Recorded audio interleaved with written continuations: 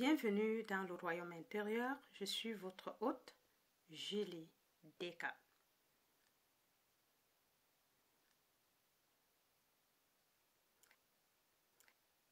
Le secret du succès par William W. Atkinson. Leçon 9. Personnalité attrayante. Traduction et narration par Julie Deka.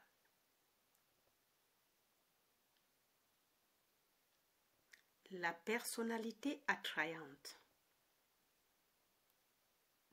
Dans cette leçon, nous verrons d'abord comment acquérir une personnalité attrayante, le charme de la personnalité, ensuite la qualité du respect de soi, de la confiance en soi et de la maîtrise de soi. Ce qu'elle fait pour quelqu'un d'autre. Et c'est le développement de ces qualités et traits de caractère personnel qui font le succès. Et à la fin, on verra comment les acquérir.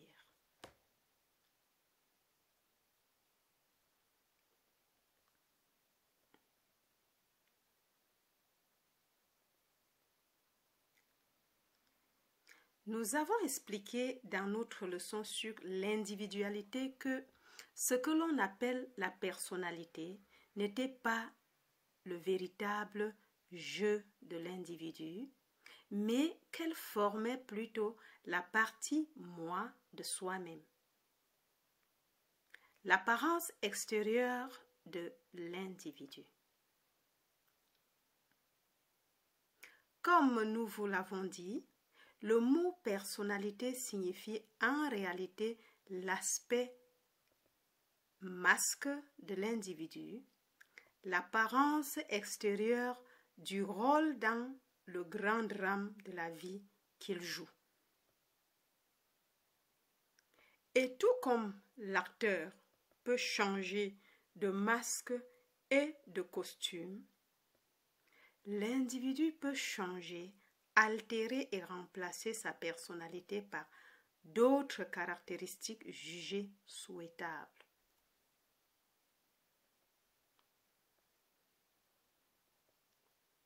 Mais, néanmoins, bien que la personnalité ne soit pas le vrai moi, elle joue un rôle important dans le drame de la vie, d'autant plus que le public accorde généralement plus d'attention à la personnalité qu'à l'individu réel derrière le masque. Il est donc normal que chaque individu cultive et acquiert une personnalité qui attirera son public et le rendra acceptable pour lui. Wow.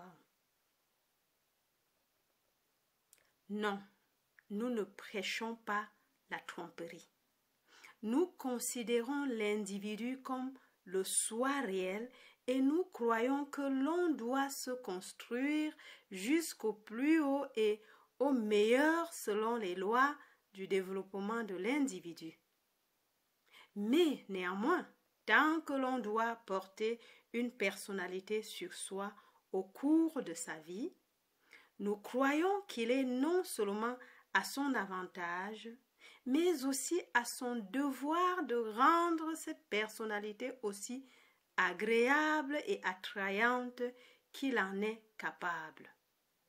Wow! Vous savez que peu importe à quel point un homme peut être bon, intelligent et plein d'entrain, s'il porte le masque d'une personnalité peu attrayante et désagréable, il est désavantagé et fait fuir les gens dont il pourrait tirer profit et qui seraient heureux de l'aimer s'il pouvait voir derrière son masque peu attrayant.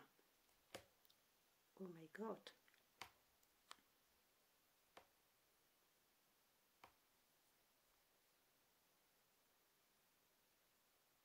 On ne parle pas non plus de l'apparence physique personnelle d'une personne lorsqu'on parle de masques peu attrayants et séduisants.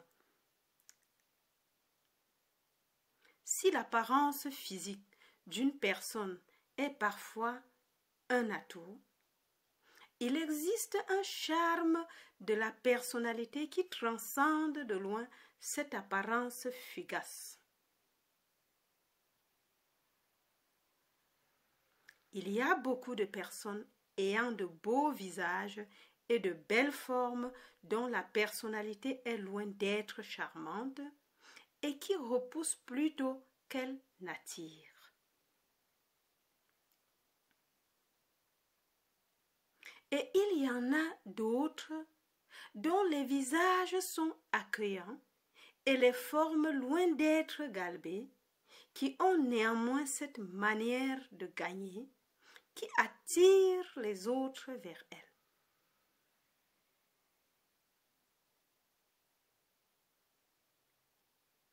Il y a des gens que nous sommes toujours heureux de voir et dont le charme des manières nous fait oublier qu'ils ne sont pas beaux. En fait, même leur visage accueillant semble se transfigurer lorsque nous sommes en leur présence. Wow!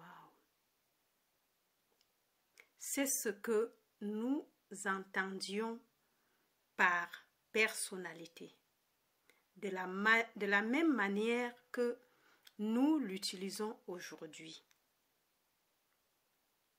Elle est très proche du magnétisme personnel dont nous avons parlé dans la leçon précédente.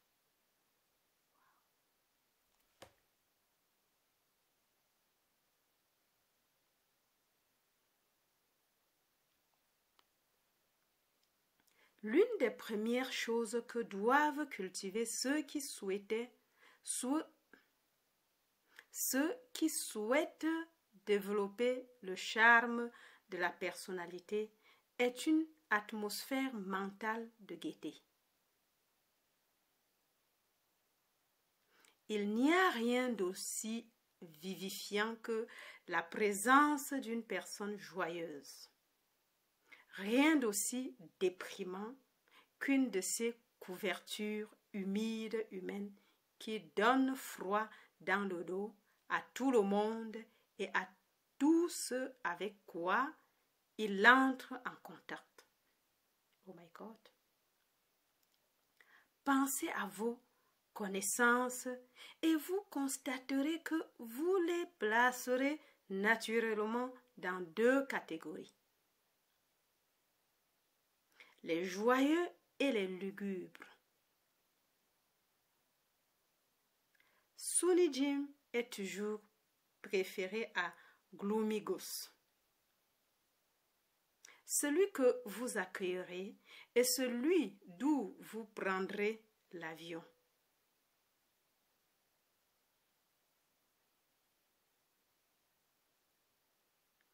Les Japonais comprennent cette loi de la personnalité et l'une des premières choses qu'ils enseignent à leurs enfants est de conserver un extérieur gai et ensoleillé, même si leur cœur se brise.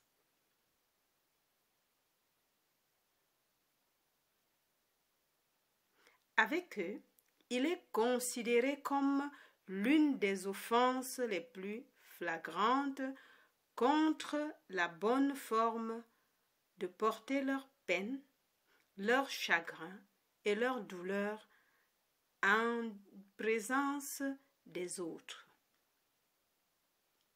Leur chagrin et leur douleur en présence des autres.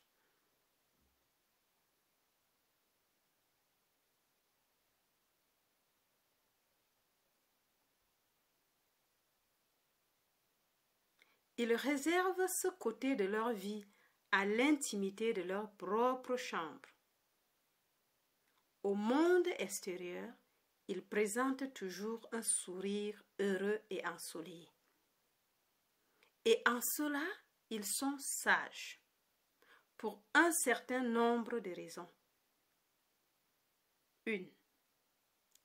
Ils peuvent induire en eux un état d'esprit plus vif et plus positif. 2.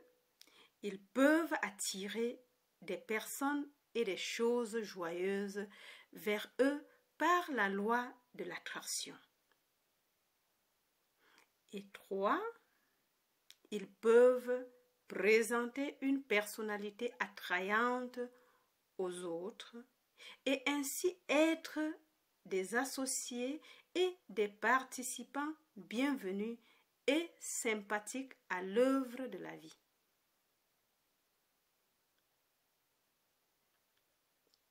La tribu des gousses sombre et peu accueillie et peu aidée dans la vie quotidienne des affaires.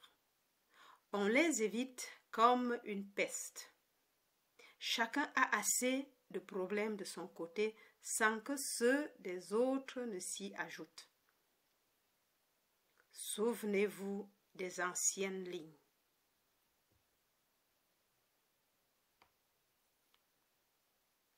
Riez et le monde rit avec vous. Pleurez et le monde pleurez et vous pleurez seul.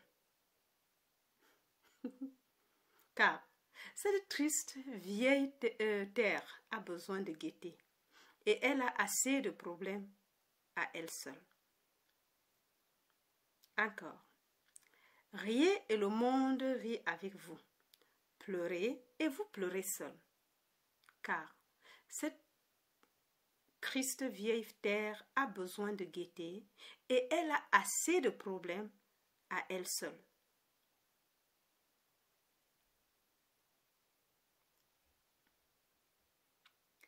Cultivez donc le sourire qui ne s'efface pas. C'est un atout précieux de la personnalité. Pas le sourire idiot et stupide, mais le sourire qui signifie quelque chose, la vraie chose. Et un tel sourire vient de l'intérieur et est plus que superficiel. Si vous voulez un modèle verbal pour modeler l'état mental qui produira cette apparence extérieure de la personnalité, le voici. Brillant, gai et heureux. Encadrez-le et accrochez-le à un endroit bien visible dans votre galerie d'art mental. Mettez-le en mémoire et visualisez-le, afin que vous puissiez le voir devant vous comme un signe électrique illuminé. Brillant, joyeux et heureux. Puis, essayez de matérialiser l'idée dans votre esprit. Pensez-y, agissez, et elle deviendra réelle pour vous. Vous aurez alors quelque chose de valable sous la forme d'une personnalité. Cela peut vous sembler simple et enfantin, mais si vous le mettez en pratique, il vous rapportera des milliers de dollars, quel que soit votre milieu. Wow!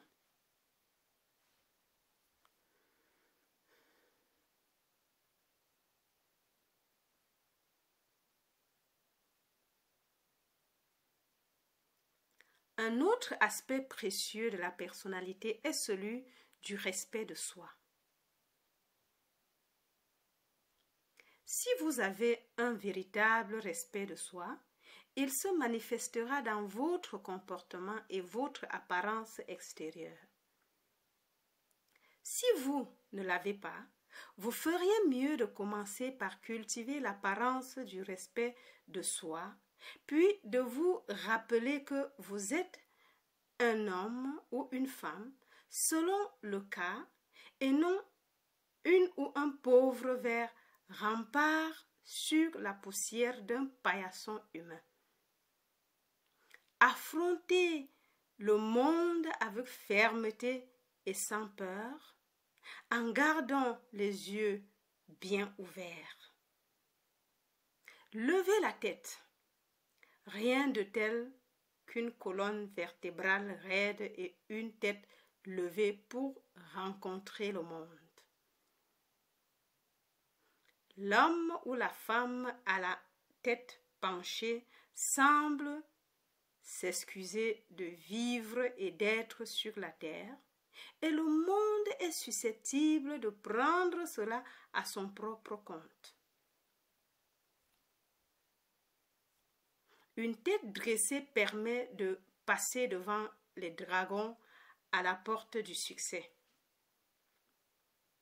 Un écrivain donne les bons conseils suivants à ce sujet. Tenez les lobes de vos oreilles directement au-dessus de vos épaules, de manière à ce qu'un fil à plomb accroché aux oreilles décrive la ligne de votre corps. Veillez également à ne pas porter la tête ni à droite ni à gauche, mais à la verticale. Beaucoup d'hommes et femmes font l'erreur, surtout qu'ils ou elles attendent qu'un client termine une affaire importante, de pencher la tête à droite ou à gauche. Cela indique une faiblesse. Une étude sur les hommes révèle le fait que les hommes et femmes forts ou fortes ne penchent jamais la tête. Leur tête est parfaitement droite et repose sur une nuque forte. Leurs épaules maintenues facilement mais fermement en position sont inspirées par leur équilibre qui indique leur force. Chaque ligne du corps, en d'autres termes, dénote la pensée du porteur.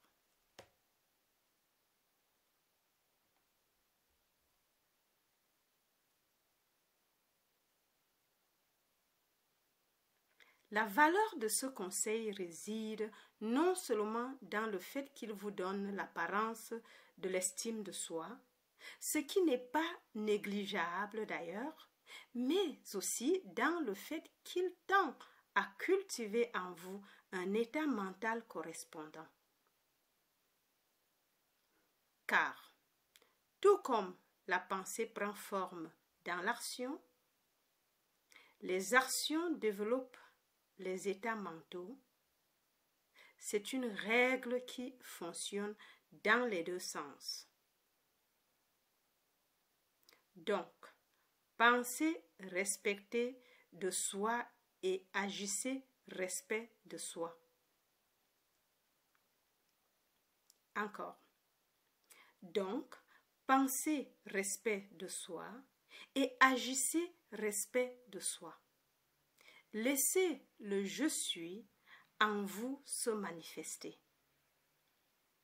Ne rampez pas, ne grimpez pas, ne rampez pas, mais soyez un être humain réel. Wow. Un autre aspect de la personnalité qui mérite d'être cultivé est l'art de s'intéresser aux autres. Beaucoup de gens traversent le monde tellement absorbés par leurs propres affaires qu'ils donnent l'impression d'être à part et éloignés des autres avec lesquels ils entrent en contact. Oh my God. Cet état mental se manifeste sous une forme de personnalité des plus désagréables. Ces personnes sont non seulement considérées comme froides et dépourvues de cœur et d'âme, mais elles donnent également aux autres l'impression d'être égoïstes et dures, et le public est enclin à laisser une telle personne seule, à l'abandonner à ses propres humeurs et états d'esprit égoïste.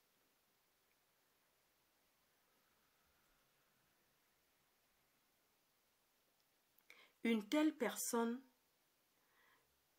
ne devient jamais populaire. Elle ne devient jamais un bon mélangeur entre hommes. S'intéresser aux autres est un art qui récompense bien l'étudiant du succès pour le cultiver.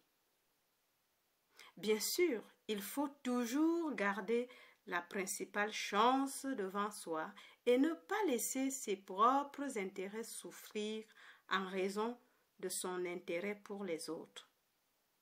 Cela va sans dire, car un altruisme déraisonnable est tout aussi unilatéral qu'un égoïsme excessif. Encore, cela va sans dire, car un altruisme déraisonnable est aussi unilatéral qu'un égoïsme excessif. Mais il y a un juste milieu. Vous trouverez quelque chose d'intéressant chez chaque personne avec laquelle vous entrez en contact, et si vous ne faites que poser votre attention sur cet intérêt, il se manifestera de telle manière que la personne en sera consciente, l'appréciera et sera heureuse de répondre en s'intéressant à vous. Il ne s'agit pas de tromperie, ni d'une peine d'emprisonnement, ni de flatterie. C'est la loi de compensation qui fonctionne sur le plan mental.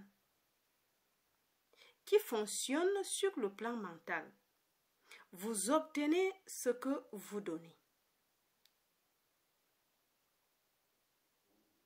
Si vous vous arrêtez et réfléchissez un instant, vous constaterez que les personnes dont la personnalité vous semble la plus attrayante sont celles qui semblent s'intéresser à votre propre personnalité.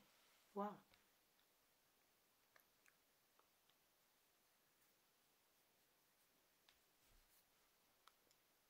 Cet intérêt pour les autres se manifeste de nombreuses façons, dont l'une consiste à faire de vous un bon auditeur. Nous ne voulons pas dire par là que vous devez vous laisser transformer en dépotoir pour toutes les discussions de toutes les personnes avec lesquelles vous êtes en contact. Si vous faites cela, vous n'aurez de temps pour rien d'autre.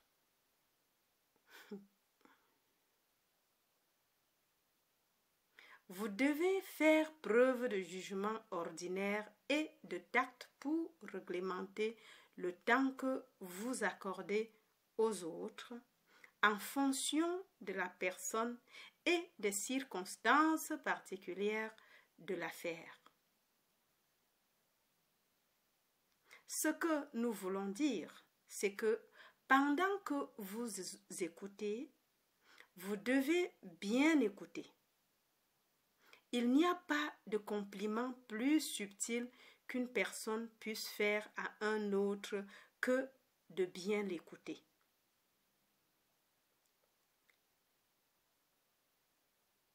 Bien écouter, c'est écouter avec intérêt.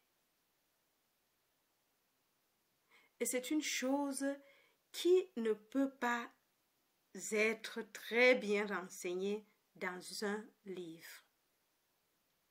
La meilleure façon d'exprimer cette idée est peut-être de dire « Écoutez comme vous seriez écouté.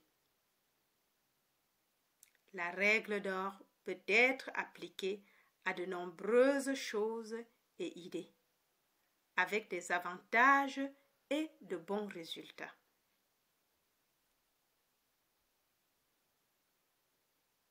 L'homme qui écoute bien est bien considéré par ceux qui l'écoutent.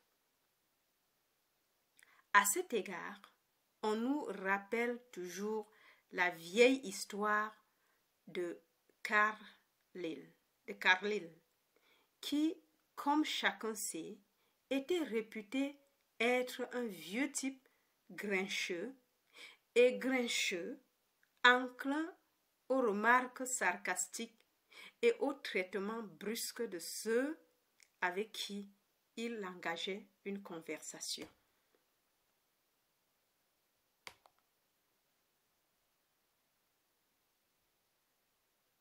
L'histoire raconte qu'un jour, un homme a fait appel à Carlyle et l'homme a compris l'art de bien écouter. Il a tellement tourné les conversations que Carlyle s'est mis à parler d'un sujet qui lui tenait à cœur. Puis il s'est tu et a bien écouté. Carlyle a parlé sans détour pendant plusieurs heures et s'est montré très enthousiaste sur son sujet. Lorsque le visiteur s'est enfin levé pour partir, il a été obligé de s'éloigner de Carlyle qui, le suivant à la porte, a manifesté un enthousiasme et une bonne humeur inhabituelle et lui a dit au revoir avec chaleur.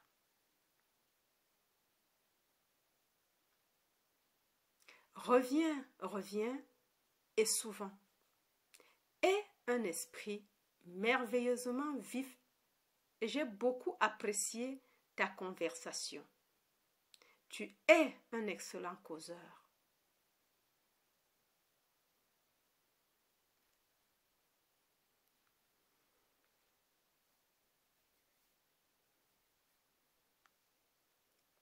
Faites attention à ne pas ennuyer les gens avec vos expériences personnelles. Mieux vaut oublier votre moi personnel en parlant aux autres, sauf lorsqu'il est juste de se mettre en avant. Les gens ne veulent pas entendre que vous êtes un type merveilleux. Ils veulent vous dire qu'ils sont des gens merveilleux, ce qui est beaucoup plus agréable pour eux. Ne détaillez pas vos malheurs ni ne récitez vos nombreux points d'excellence. Ne dites pas quel merveilleux bébé vous avez. Les autres personnes ont leur propre bébé à penser. Vous devez vous efforcer de parler des choses qui intéressent l'autre personne si elle veut parler elle-même. Oublie-toi et intéresse-toi à l'autre personne.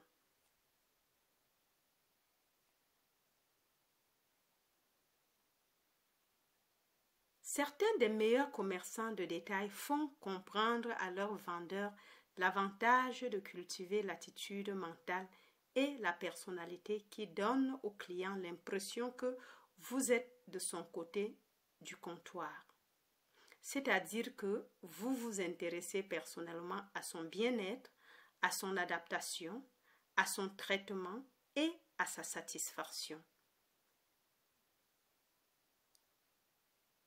Le vendeur qui est à mesure de créer cette impression est bien avancé sur la voie du succès dans son secteur d'activité. C'est une chose difficile à décrire, mais un peu d'observation, de réflexion et de pratique selon les principes énoncés dans les leçons précédentes vous aidera beaucoup dans ce sens.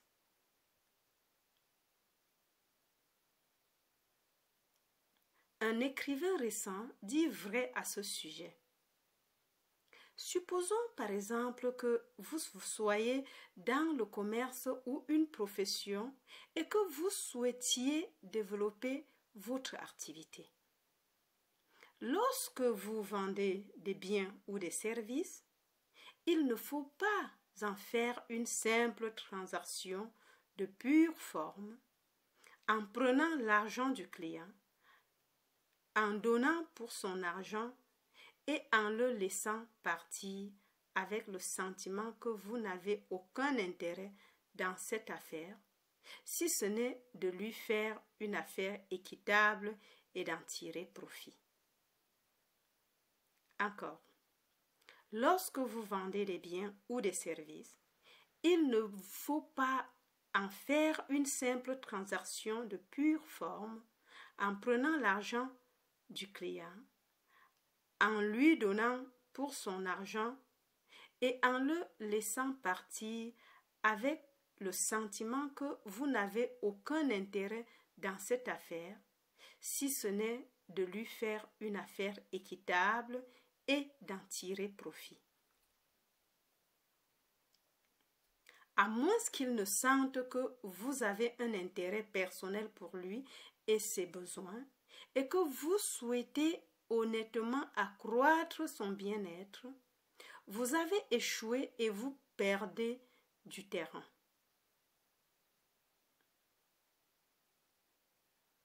Si vous pouvez donner à chaque client le sentiment que vous essayez vraiment de faire avancer ses intérêts en plus de ceux de votre entreprise, celle-ci se développera.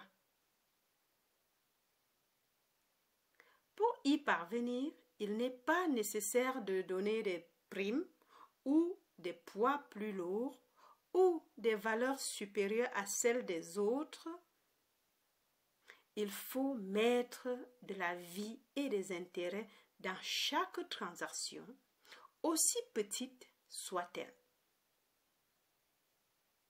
Cet auteur a exposé l'idée clairement avec force et vérité, et vous ferez bien de tenir compte de ces conseils et de les mettre en pratique.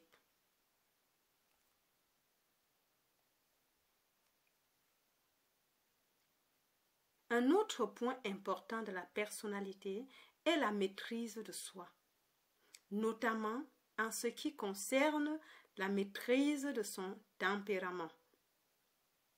La colère est une marque de faiblesse et non de force. L'homme qui perd son sang-froid se met immédiatement dans une situation désavantageuse.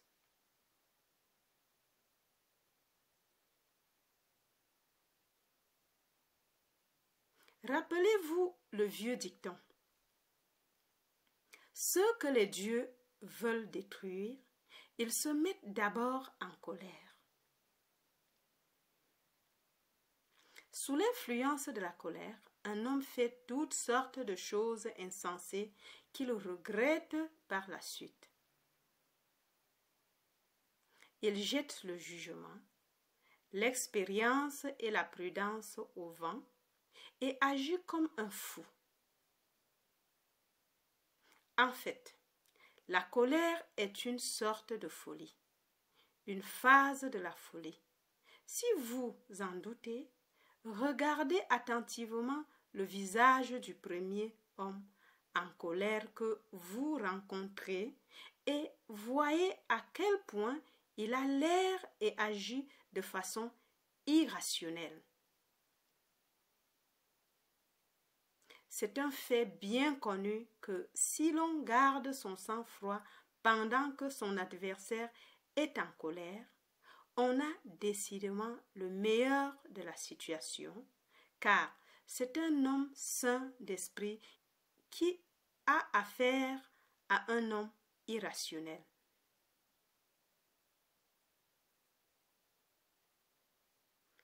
Il est préférable de permettre à l'autre de mijoter dans sa propre graisse de colère, tout en gardant son sang-froid.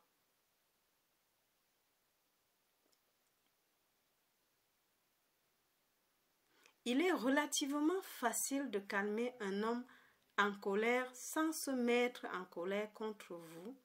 Et comme il faut être deux pour se disputer, l'affaire est vite réglée. Vous constaterez qu'un contrôle de l'expression extérieure vous donnera le contrôle de votre état mental intérieur. Vous découvrirez que si vous êtes capable de contrôler votre voix en la gardant calme, régulière et grave, vous ne vous lancerez pas dans une passion et plus encore, vous découvrirez que, ce faisant, la voix de l'autre descendra progressivement de ses tons forts et bruyants et qu'à la fin, tous les deux, vous mettrez vos voix dans la même tonalité et vous avez fixé cette tonalité. Waouh!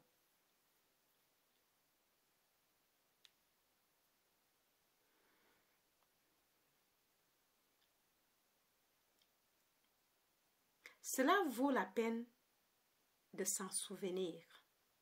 Ce contrôle de la voix est un secret qu'il vaut la peine de connaître et de pratiquer.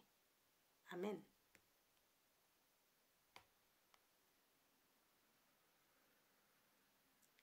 Puisque nous parlons de la voix, nous aimerions attirer votre attention sur un contrôle plus poussé de la voix, ou plutôt une culture de la voix.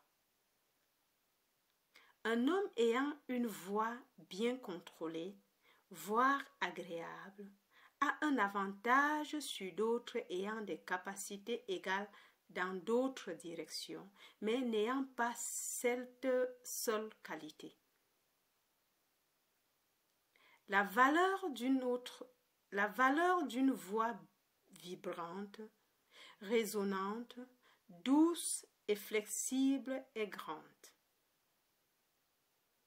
Si vous avez une telle voix, vous êtes béni. Si elle vous manque, pourquoi commencer à travailler et à la cultiver?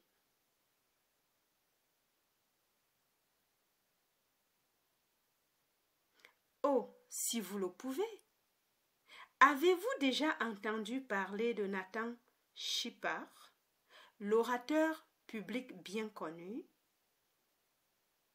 Alors, écoutez ces paroles qui racontent les inconvénients naturels de sa voix et comment il les a surmontés pour devenir un grand orateur. Il dit: lorsque j'ai décidé de me consacrer corps et âme à l'art oratoire, mes professeurs et mes gouverneurs m'ont dit que j'allais certainement échouer, que mon articulation était un échec, et elle l'était, que mes organes de la parole étaient inadéquats, et ils étaient, et que si je bousillais ma petite bouche, on pouvait la mettre dans le dé à coudre de ma mère et elle le pouvait. C'était certainement des paroles piquantes et cruelles. Encore. Lorsque j'ai décidé de me consacrer corps et âme à l'art oratoire, mes professeurs et mes gouverneurs m'ont dit que j'allais certainement échouer, que mon articulation était un échec, et elle l'était, que mes organes de la parole étaient inadéquats, et ils étaient, et que si je bousillais ma petite bouche, on pouvait la mettre dans le dé à coudre de ma mère, et elle le pouvait.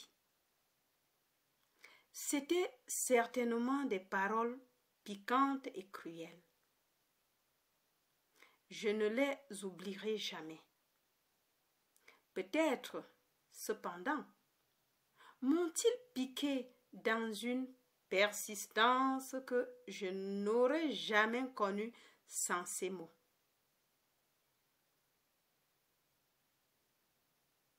Quoi qu'il en soit, c'est la philosophie du monde, self-made, de l'humanité.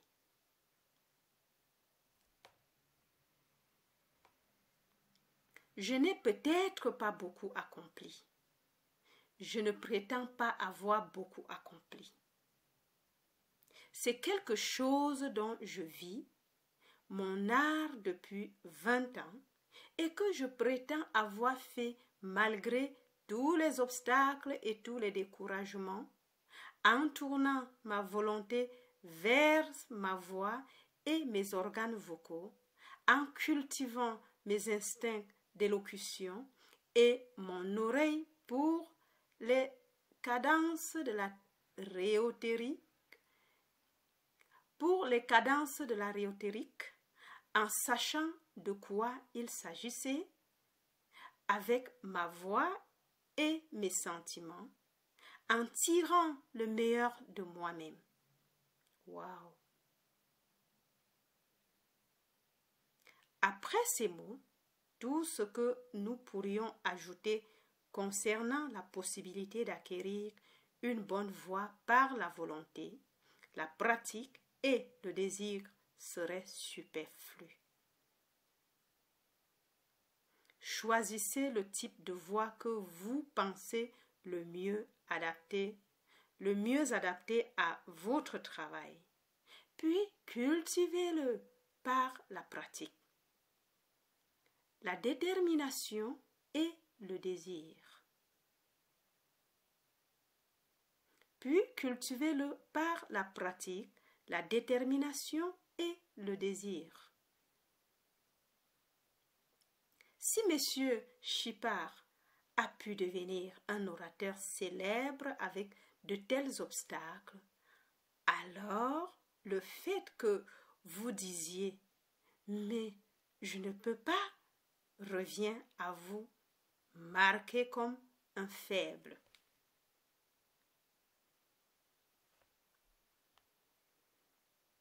Il nous a été suggéré de dire quelques mots sur le port ou la tenue physique de la personne en tant que partie importante de la personnalité, en particulier dans la phase de la marche.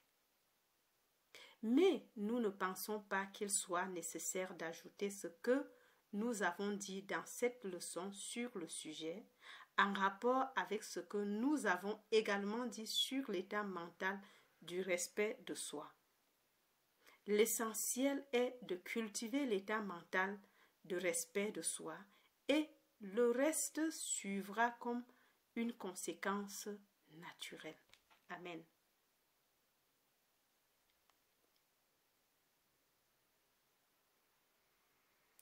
La pensée prend forme dans l'action et l'homme qui a du soi.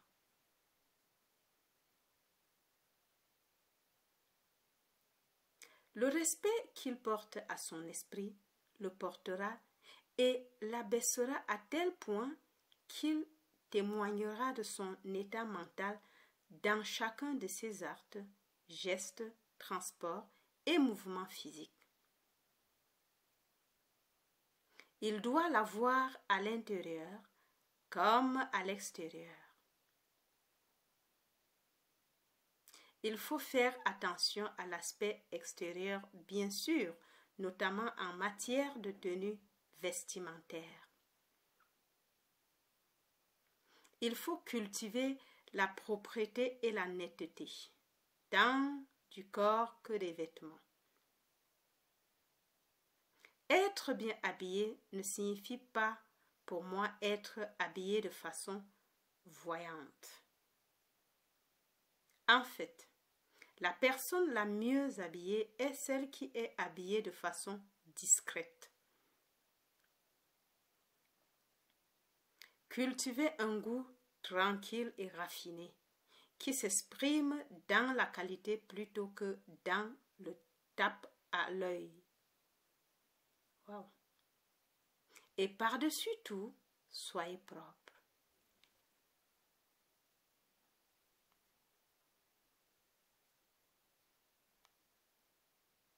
En conclusion, laissez-nous vous faire comprendre encore et encore que ce que nous appelons la personnalité n'est que le masque extérieur de l'individu qui se trouve à l'intérieur. Ce masque peut être changé par un effort de la volonté, aidé par une discrimination intelligente. Découvrez d'abord quel type de personnalité vous devez avoir, puis mettez-vous au travail pour la cultiver. La cultiver en fait. Formez l'image mentale de ce que vous voulez être, puis pensez-y. Désirez ardemment. Voulez-vous l'avoir? Puis agissez encore et encore. Répétition après répétition, jusqu'à ce que vous matérialisez réellement votre idéal en une réalité objective. Faites un bon schéma mental ou un bon moule, puis versez votre matière mentale de façon régulière et lente.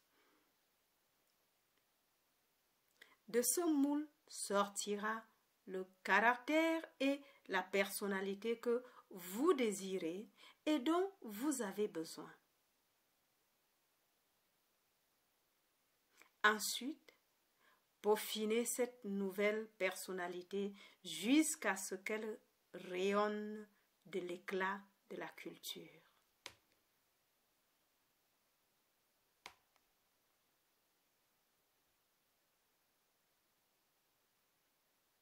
Vous pouvez être ce que vous voulez être, si seulement vous le voulez assez fort. Le désir est la mère de l'actualité. Rappelez-vous une fois de plus la vieille règle. Désir ardent, attente confiante, résoudre ferme. Ce sont les trois choses qui mènent à l'accomplissement.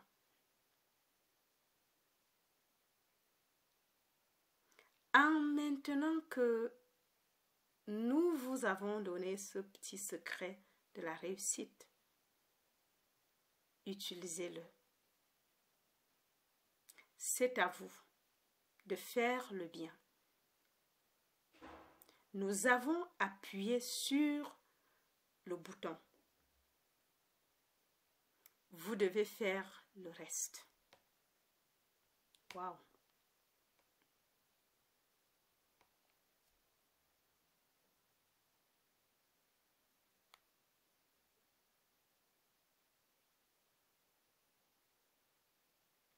Une postface. En lisant les pages qui précèdent après leur mise en page, nous sommes impressionnés par l'idée que, malgré notre détermination, exprimée dans les premières pages, de ne pas tenter d'établir un code de règles ou une ligne de conduite qui devrait être considérée comme un guide infaillible de la réussite, malgré notre volonté de ne pas nous faire passer pour un enseignant ou un prédicateur, nous avons néanmoins réussi à faire beaucoup dans le sens de faire la loi en ce qui concerne la désignation des choses à faire ou à éviter.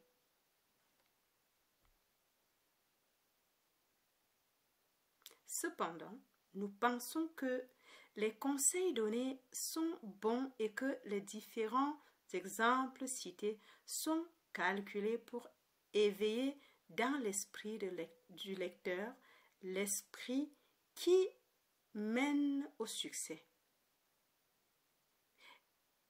Et avec cette pensée, nous envoyons ces pages à ceux qui peuvent les attirer vers eux ou qui peuvent être attirés par eux en vertu de la loi de l'attraction.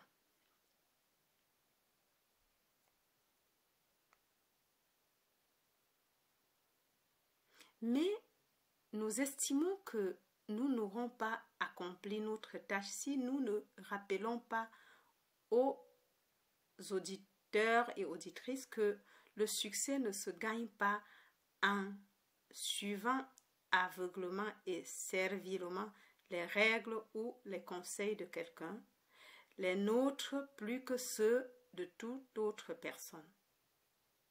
Il n'y a pas de voie royale vers le succès, pas de processus de brevet par lequel les échecs sont transformés comme par magie en capitaine de l'industrie ou en magnate de Wall Street.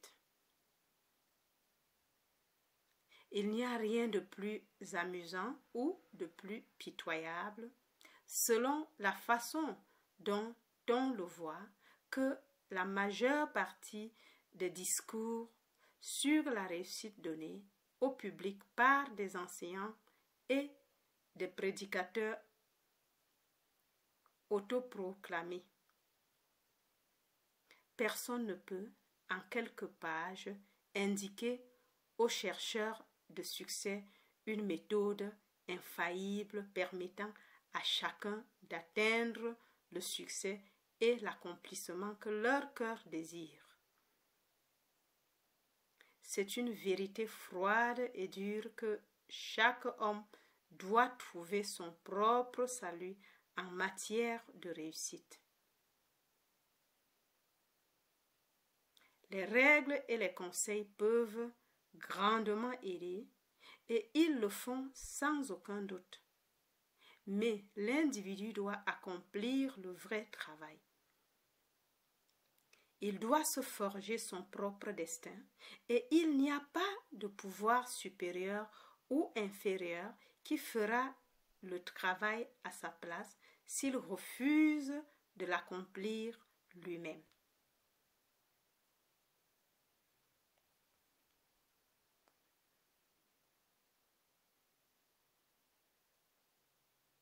Le vieux dicton selon lequel Dieu aide celui qui s'aide lui-même est vrai dans plus d'un sens. Il est vrai dans le sens où l'aide supérieure semble refuser de venir en aide à celui qui n'est pas prêt à se mettre en quatre pour lui et à faire de son mieux. Mais c'est vrai dans un sens. Mais c'est vrai dans un autre sens. Cette aide est apportée à celui qui se donne corps et âme à la tâche qui lui est confiée et qui fait chaque jour de son mieux, avec l'espoir dans l'âme et l'attente confiante de meilleures choses à l'horizon, au tournant de la route. Le sage est celui qui fait courageusement le pas juste devant lui, en y posant le pied fermement et avec confiance, bien qu'il soit incapable de voir plus loin. Wow.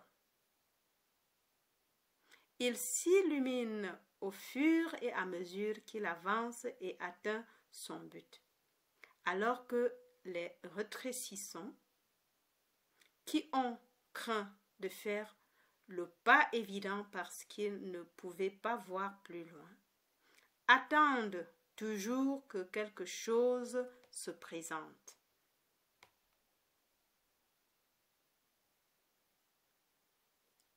Cette attente est une mauvaise politique, comme l'a dit Garfield. N'attendez pas que quelque chose se produise, sortez et produisez quelque chose. Faites le pas devant vous avec audace et espoir, et la prochaine étape apparaîtra alors. La chose à faire est celle qui se trouve juste devant vous. Faites-le du mieux que vous pouvez, en étant assuré qu'en le faisant, vous progresserez vers les meilleures choses auxquelles votre cœur aspire. Les nouvelles idées viennent pendant que vous êtes en action. Dans l'action vient l'inspiration de la personnalité attirante pour faire de plus grandes choses. Oui. Wow. Vous pouvez toujours obtenir un meilleur départ en courant lorsque vous êtes en action, ce qui vous donnera un avantage sur le meilleur départ debout imaginable. Entrez dans l'action et le mouvement. Wow. Amen.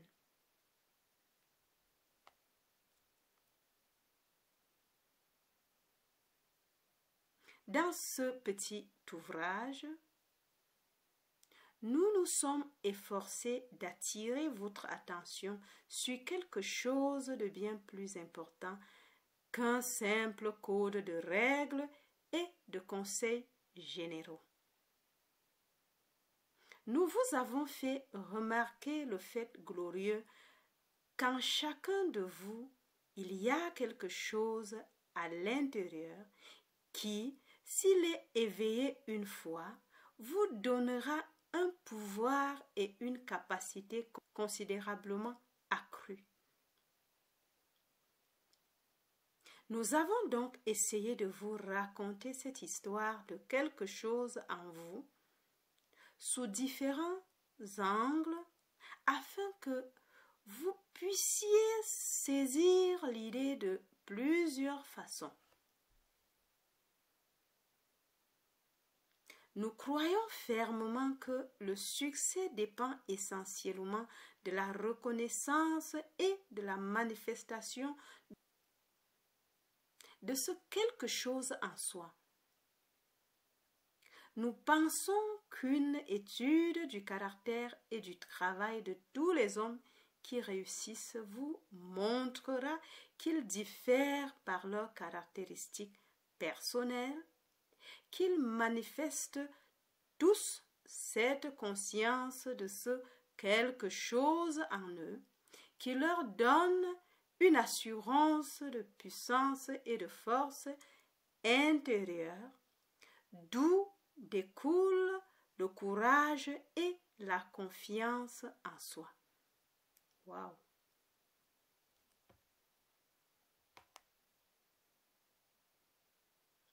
Vous constaterez que la majorité des hommes et femmes qui réussissent ont le sentiment qu'il y a quelque chose qui les aide à soutenir leur force. Certains ont appelé cette chose par le nom de chance ou destin, ou un terme du même genre.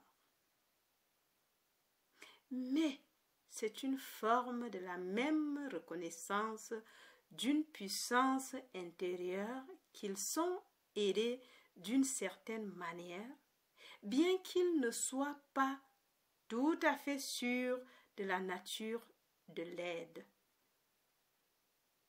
En fait, la majorité d'entre eux ne s'arrêtent pas pour spéculer sur sa nature. Ils sont trop occupés et se contentent de savoir qu'elle est là. Wow. Ce quelque chose en lui est l'individu, le je en chacun d'eux, la source du pouvoir que les hommes manifestent lorsqu'ils l'expriment. Et ce petit livre est écrit dans l'espoir que, pour beaucoup, il puisse être le premier pas vers la reconnaissance, le développement et la manifestation de ce pouvoir intérieur. Wow.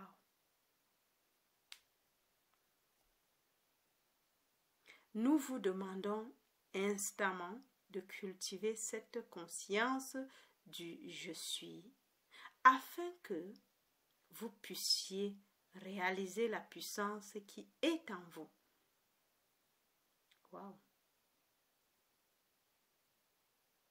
Et alors, la conscience colérée qui s'exprime dans la déclaration « je peux et je veux », l'une des plus grandes affirmations de la puissance que l'homme puisse faire, vous viendra naturellement à l'esprit. Cette conscience, je peux et je veux, est l'expression de quelque chose en vous que nous espérons que vous réaliserez et manifesterez. Amen. Nous pensons que derrière tous les conseils que nous pouvons vous donner, cette seule chose est le facteur principal du secret de la réussite. Wow. Amen. Wow, wow, wow, wow, wow. Nous sommes à la fin de ce livre sur le secret du succès. Enfin, les derniers épisodes et leçons. Et cette chose qui est entre nous, en nous, constitue notre être individuel, constitue notre conscience individuelle.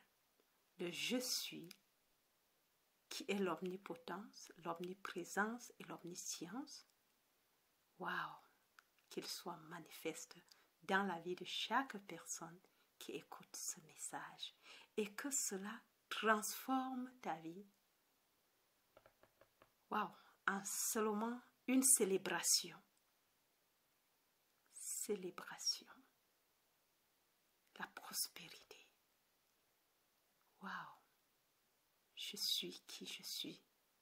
Je peux faire ce que je veux faire.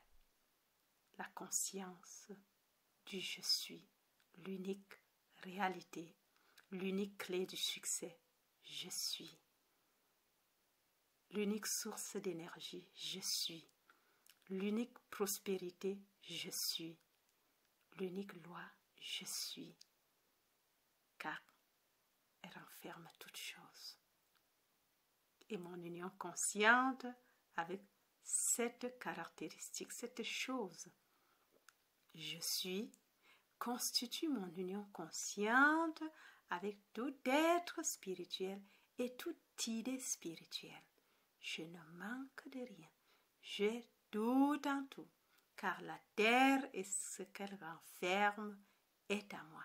Et pas seulement la terre, mais l'univers tout entier. Pas seulement l'univers, mais tout le cosmos est à moi, est à vous et à quiconque écoute cela maintenant. Car c'est la croyance au manque qui crée le manque en nous. Car l'homme est tel que les pensées de son cœur et crois seulement tu verras la gloire de Dieu. Elle peut être tout ce que tu crois se manifeste dans ta vie où tout ce dont tu imagines et acceptes pour réalité devient réalité pour toi. Donc cultivons la mentalité de je suis, sachant que je suis est toute chose et que mon Père et moi sommes un et que tout ce que mon Père est à moi, que tout ce que mon Père a est à moi et que tout ce que mon Père est, je le suis.